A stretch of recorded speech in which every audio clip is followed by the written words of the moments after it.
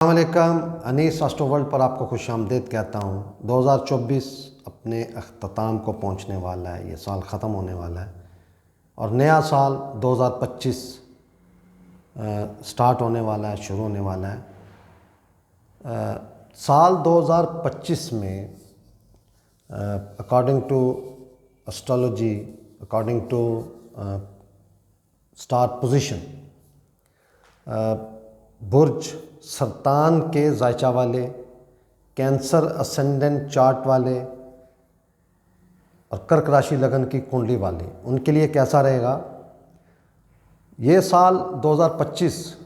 ये एक according to astrology एक बहुत अहम साल है, क्योंकि इस साल 4 बहुत बड़े जो कुंडली के जायचा के चार्ट के स्टार्स हैं या छाया गिरह हैं वो चेंज हो रहे हैं।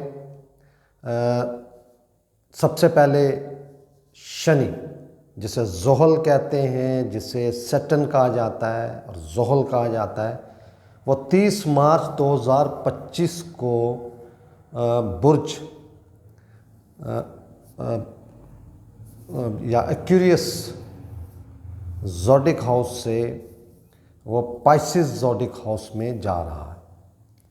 सरतान लगन का जायचा या कर्क लगन की कुंडली या कैंसर असेंडेंट, इस कुंडली में, इस चार्ट में, जायचा में मौजूदा पोजीशन उसकी आपके 8वें घर में थी, जो कि सीक्रेट घर होता है। एक्सीडेंटल, अचानक से होने वाले वाक़यात, विरासत और रिसर्च, इस तरह के मामलात होते हैं, वहाँ पे था।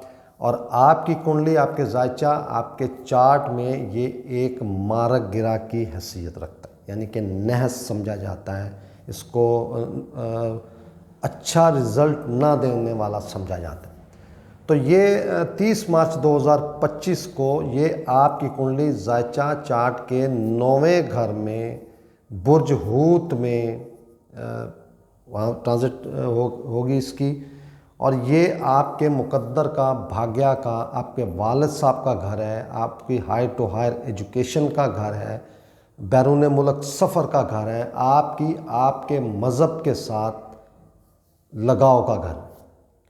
बहुत अहम घर होता है ये, कुंडली का त्रिकोण घर होता है, ये अहम तरीन घर है, ये त्रिकोण में आखिरी त्रिकोण।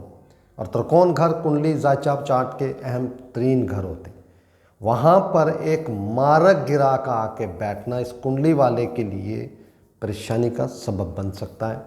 ये आपके भाग्य, या आप कह लें कि आपकी लक जो है उसको डिले कर सकता है। ये उसमें तकलीफ़ें, परेशानियाँ आ सकती हैं। आप अपनी मजहबी लगाव से, जिस भी मज़हब से आप तल्लक रखते हैं, उसमें ये दूरी पैदा कर सकता है। आपके वालिद साहब के साथ अनबन हो सकती है, या आप उनके अपोजिट चलने वाली पर्सनैलिटी हो सकते हो।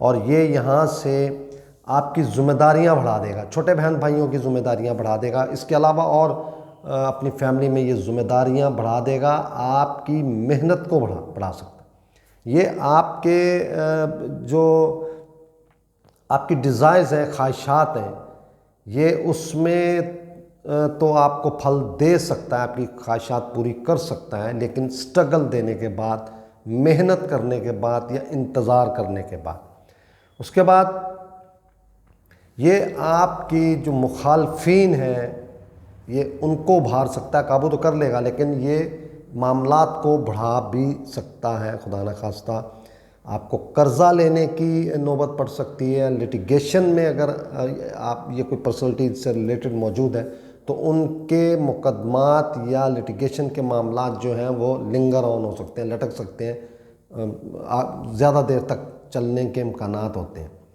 आप अगर मुलाजमत कर रहे हैं, जॉब कर रहे हैं, तो उसमें भी ये आपको आपकी सोच के मुताबिक रिज़ल्ट देता हुआ, अच्छा रिज़ल्ट देता हुआ ये यहाँ पे नज़र नहीं आ रहा। यहाँ पे आपको स्ट्रगल, यहाँ पे भी स्ट्रगल बढ़ा देगा।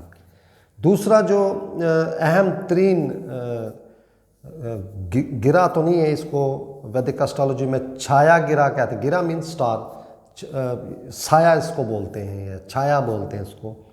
ये 19 मई 2025 को इसकी भी ट्रांजिट हो रही है।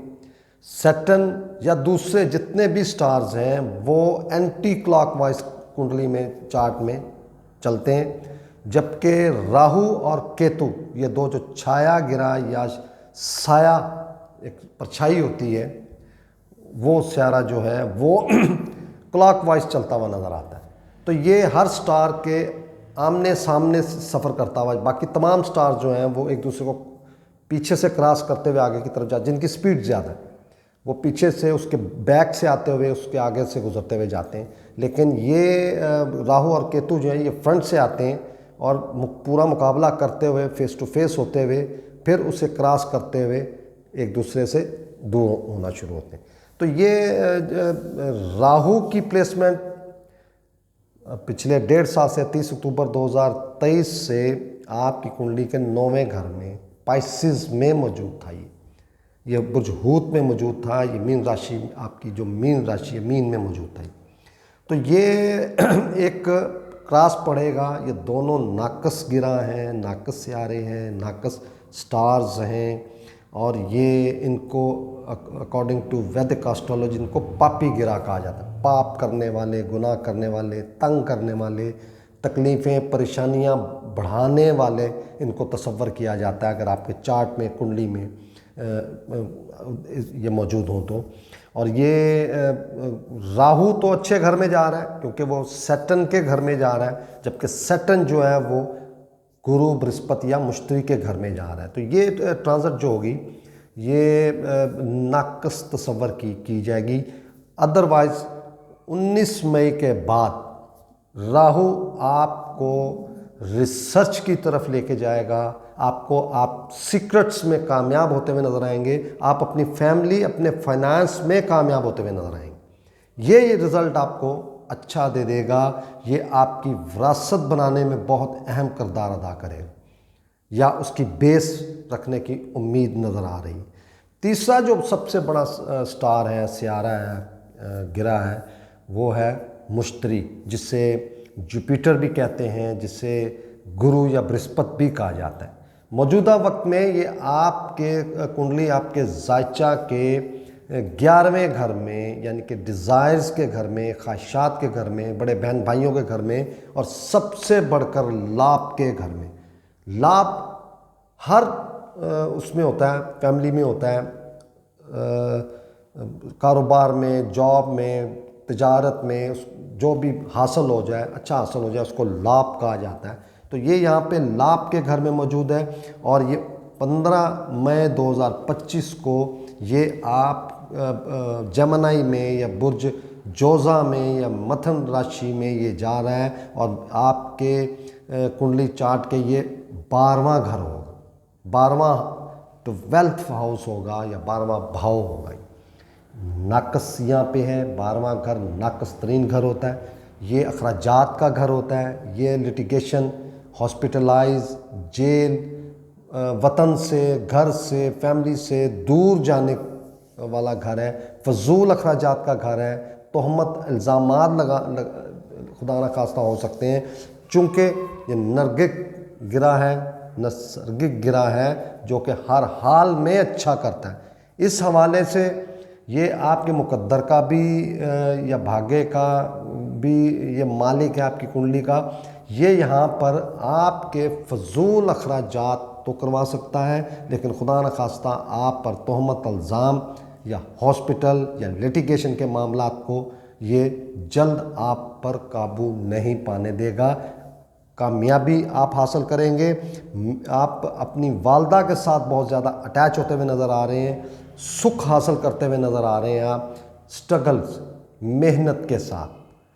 और इसके अलावा आप मुलाजमत के मामलात में, चाहे आपको वो टफ़ टाइम हो, लेकिन आप उसमें आपकी अर्निंग, आपकी जो मेंटलिटी है, उसको ये डिस्टर्ब नहीं होने देगा।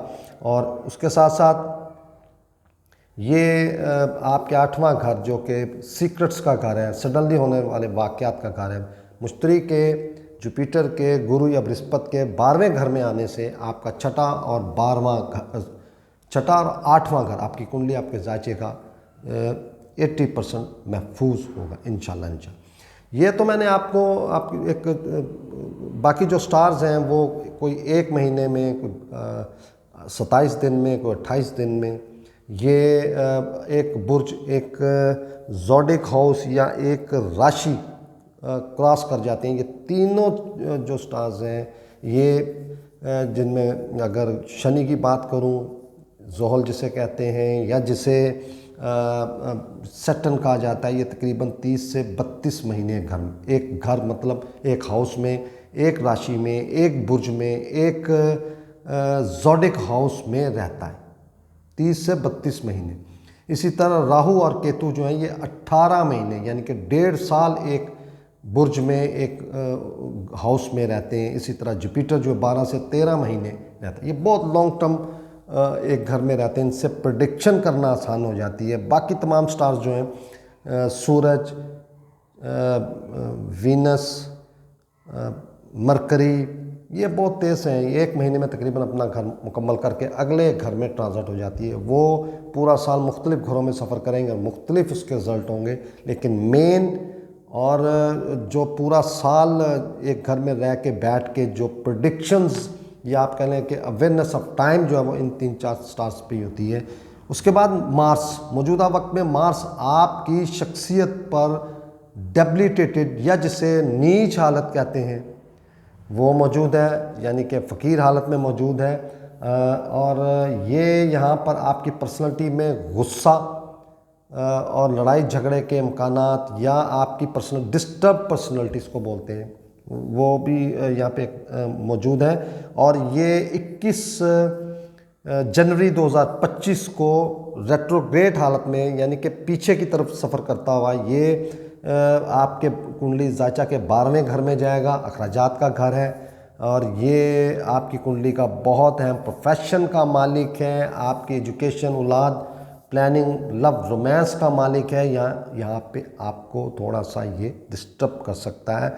फिर 3 अप्रैल 2025 को ये दोबारा आपकी पर्सनैलिटी पे आ जाएगा, चौथे घर में आ जाएगा, डेबिलिटेटेड हो जाएगा। ये फ़कीर हालत में, नीच हालत में हो जाएगा। डायरेक्टली आपकी पार्टनरशिप को डिस्टर्ब करेगा, सुख को डिस्टर्ब कर सकता है और सडनली होने वाले वाक़यात या सीक्रेट्स को डिस्टर्ब कर सकता है। इसी तरह ये फिर 7 जून 2025 को ये आपके कुंडली जायचा के दूसरे घर में जो कि बुर्ज असद का घर है, लियो ज़ोडिक हाउस है और सिंह राशि या सिंह राशि इसको बोला जाता है, वो घर है। यहाँ पर आपको ये बहुत ज़्यादा धन दौलत फैमिली के लिए बहुत ज़बरदस्त हो जाएगा। यहाँ से ये आपकी एजुकेशन, औलाद, लव, रोमांस के मामला बहुत आउट क्लास कर देगा ये। और ये आपके मज़हब को, आपके सीक्रेट्स, आपकी अगर आप विरासत के मामलात जो हैं, आपके ससुराल के मामलात जो हैं, ये बहुत अच्छे यहाँ पे कर देगा। बेहतरीन रिज़ल्ट इंशाल्लाह आपको मिलेगा यहाँ पे। इस साल 2 चांद ग्रहण होंगे। पहला चांद ग्रहण 14 मार्च 2025 को होगा, दूसरा चांद ग्रहण 7 सितंबर 2025 को होगा। इसी तरह पहला जो सूरज ग्रहण लगेगा वो 29 मार्च 2025 को लगेगा और दूसरा सूरज ग्रहण जो 21 सितंबर 2025 को लगेगा।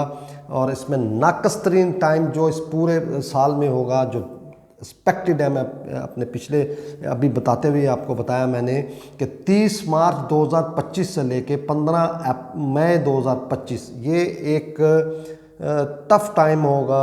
तकलीफ़ें, परेशानियाँ, खुदा न खास्ता, बीमारियाँ, बुरी खबर, कुछ तरह के मामला, नुकसानात खुदा न खास्ता इस तरह के हो सकते हैं। According to Vedic astrology, according to star position, इस पूरे साल में नाकस्तरीन टाइम जो है, जो आपके लिए केयर करने वाला टाइम है, वो 30 मार्च 2025 से तकरीबन 20 मई 2025, ये जो तकरीबन 2.5 महीने बनेंगे, ये इसमें आप केयर कीजिएगा, सदक़ात खैरात दीजिएगा, ज़्यादा से ज़्यादा तस्बीहात कीजिएगा। बहुत शुक्रिया। अस्सलाम वालेकुम जी।